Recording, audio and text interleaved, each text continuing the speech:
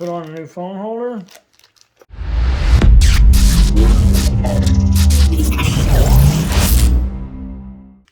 Take the nut off the back here.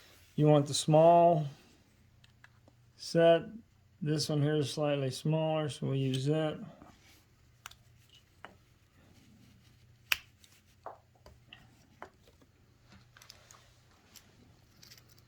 Take the screw out.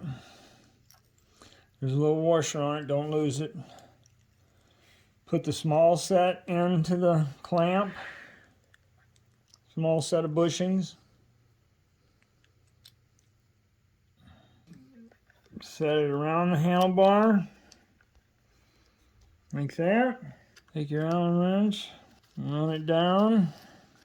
Now you want this position to where it's pretty much looking straight at you. So for me, it's right there. And I'm going to tighten this little screw up good and tight. Put the nut that was on the back of the phone holder on there.